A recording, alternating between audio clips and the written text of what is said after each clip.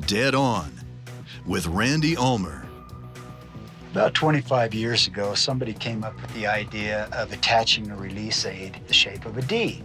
The reason that was such a great idea is because previously we would attach our release aids underneath the nock of the arrow, and at full draw, the nock of the arrow was not the apex of the string angle.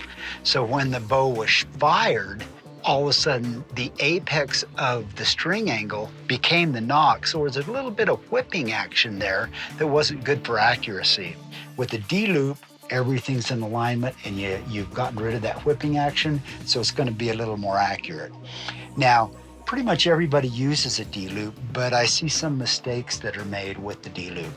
First of all, you don't want the D-loop to be too small. I like to have at least a ½ inch inside to inside. If it's too small, you can torque the string back and forth at full draw and you'll lose some consistency. The other thing is I like to have the top leg of the D-loop come around this side of the string, right-handed shooters, and the bottom of the D-loop on this side of the string.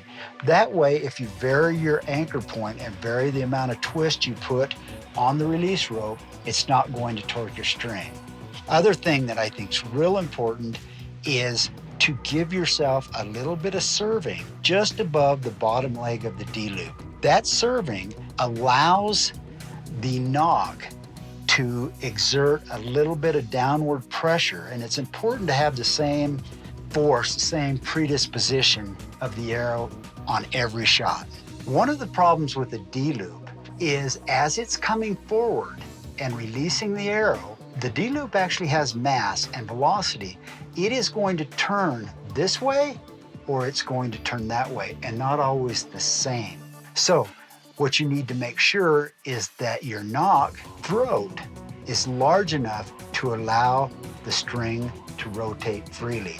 Otherwise, if it's too tight, the D-loop, as it spins, is going to spin the string, and the string is going to torque your arrow to either the left or the right. So you can fix that by either using a larger throat in your nock, or you can reserve the string with a smaller diameter serving material so that it's able to rotate freely.